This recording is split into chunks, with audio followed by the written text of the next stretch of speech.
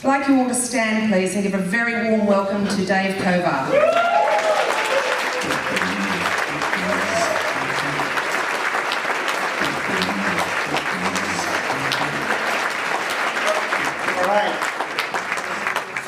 Giving it up for the MPower ESC team. Are they awesome or what?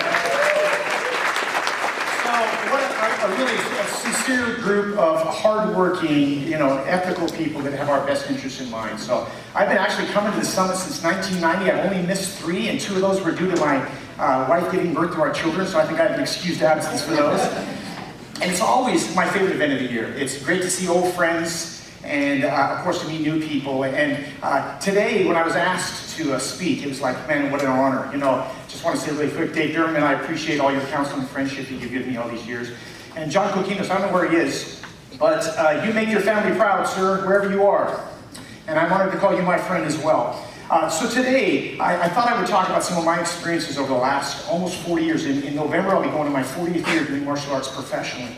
And I've seen a lot of changes. How many guys have been around for, some of you guys are hoping to be as old as Greg Tierney someday. Just kidding, sir. Much respect. Here he is. This guy's been doing this for over 50 years professionally, and he still goes to these events to take notes.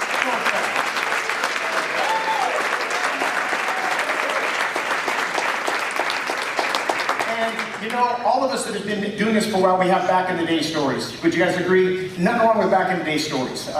However, sometimes people can get stuck in those back-in-the-day stories. And I think if I look back in the 90s, man, it was a great time to have a martial arts school. I guess that 2017 is still a great time to be in the martial arts business. It's different than it was, right? Maybe we have to work a little harder than we did before, a little smarter. Actually, our schools are having the best year ever in 2017. Okay? But we're smarter, and we work, at least my team's smarter, I don't know about me, and we work harder than we ever have, okay?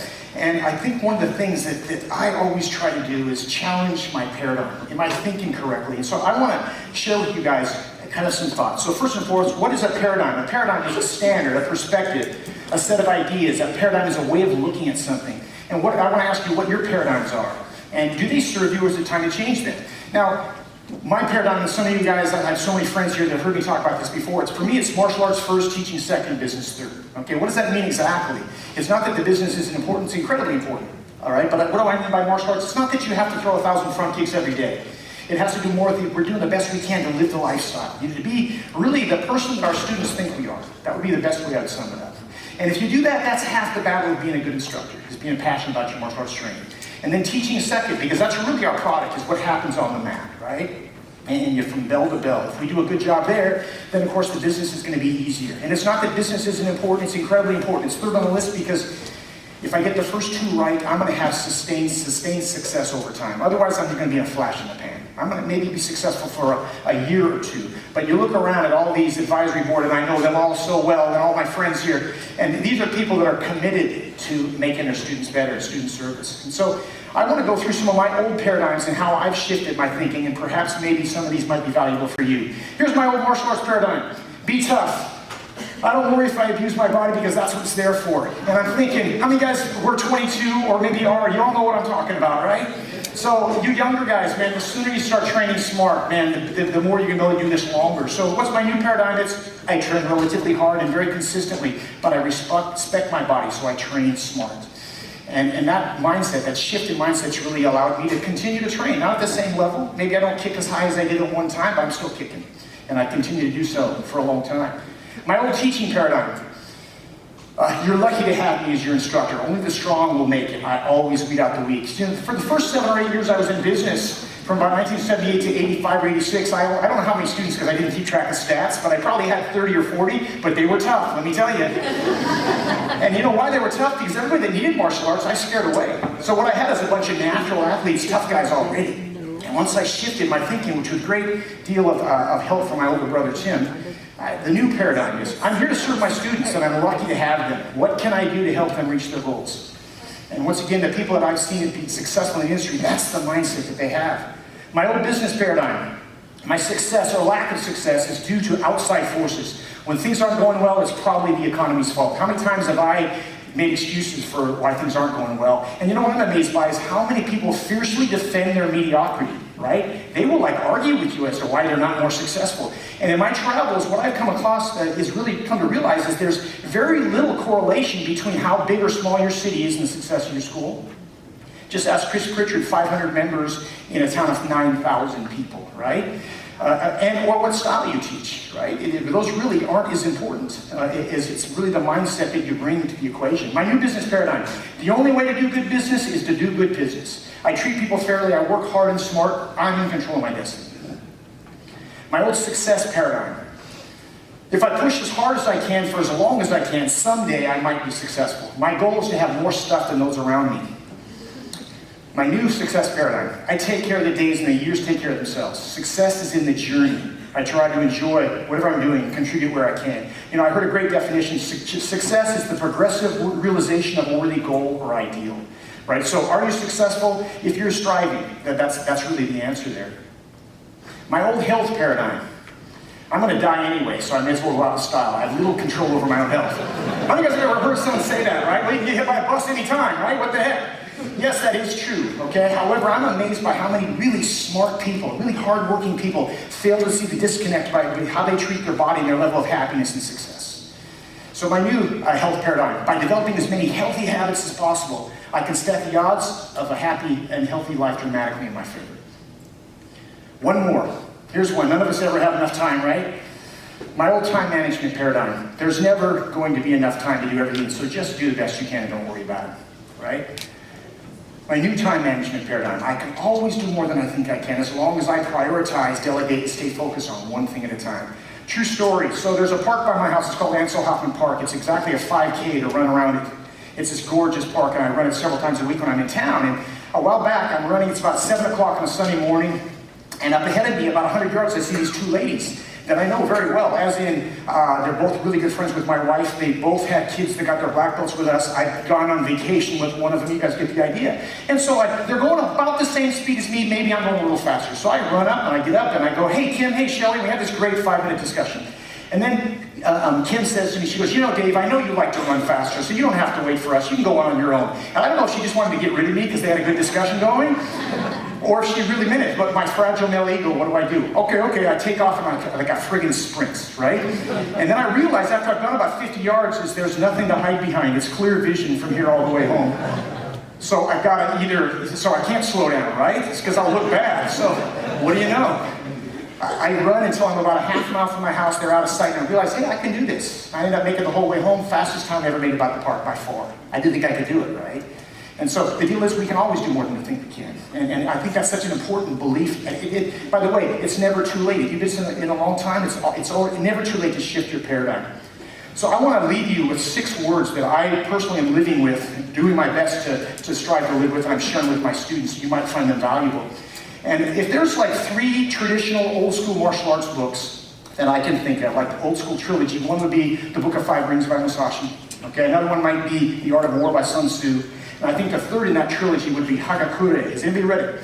By Tsunetomo. It was written in the 17th century by a samurai. And it's politically incorrect. If you read it now, there's a caste system, so you kind of got to get past that, but it's got some great stuff. Like in one story, he talks about a warrior never hides from the ring, you know, because he knows he's going to get wet anyway. He just walks with pride, right? And the concept of always, what can you do all day, from the time you get up to the time you rest at night, to be a better person, to be more of a warrior. And so these are things that I'm working on. First one, loud and proud, everybody say, posture. What does that mean? First off, posture is very martial. It's the same thing your mom told you when you were a kid. If you think of 2 people, one with poor posture, one with good posture, and you think about the predator, okay? I don't care if the predator is a kindergartner or, you know, a 36-year-old predator. The average bad guy, the average predator does not have an alternative plan, they have an alternative victim. And when we teach our students to stand with good posture, they project different signals that make them less likely to be a victim in the first place. Secondly, when the posture is good, what happens is you actually are working with gravity. So your shoulders are over your hips, are over your knees, and you're less likely to injure yourself, okay? Second word is breathing. Of course, that's something we do all the time. What I'm referring to, of course, is abdominal or diaphragmatic breathing versus thoracic breathing. Deep breathing, breathe through the nose, which when you breathe through the nose, it associates the lower lobes of the lungs, which are really associated with being calm, centered, etc., versus thoracic or mouth breathing, which we think of when we're fearful or afraid or angry, something along that lines. So think about the stresses that you have, man. If I had a light water bottle, I could hold it out here for a while, but after an hour or two, man, it's going to be so heavy, it's going to be unbelievable. That's what we do with our little stresses. They're little things, but we hold them, right? Well, deep breathing every now and then allows you to kind of set it down. So how many guys have ever felt like you have the weight of the world on your shoulders? We all feel that. And it's natural. Sometimes you just kind of set it to the side, and you rest until you need to pick it up. That's what breathing will do for us.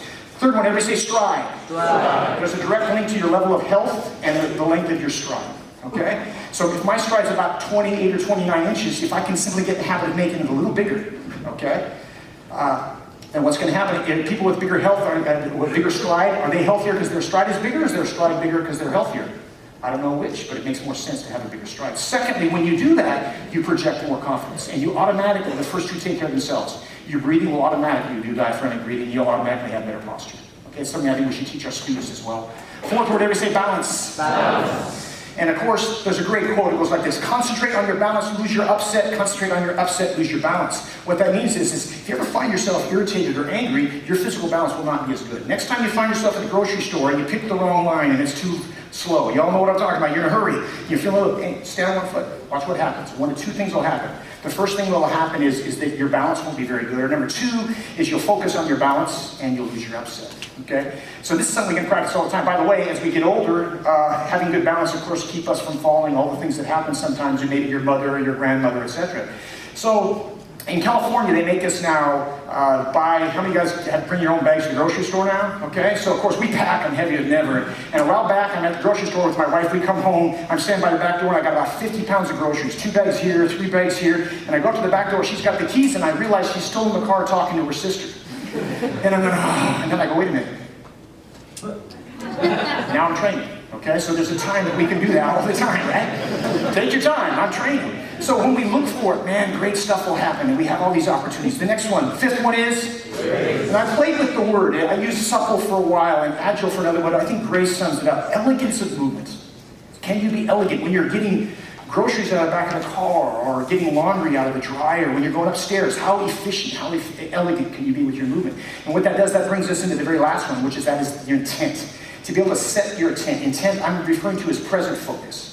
The ability to be really clear with what your intent is. And one of the things that I try to do, and I learned this from Sensei Benny Jedrikitis, is when I go to my school every day, and I call it the morning dojo meditation, okay? I walk in, for years I would just run up to my office and forget about everything else what was going on. Now, every time I walk in, I wander through the door of my school, and I wander from room to room. And it doesn't matter how big your school is, or if you're a part-time instructor or a full-time, that doesn't really matter.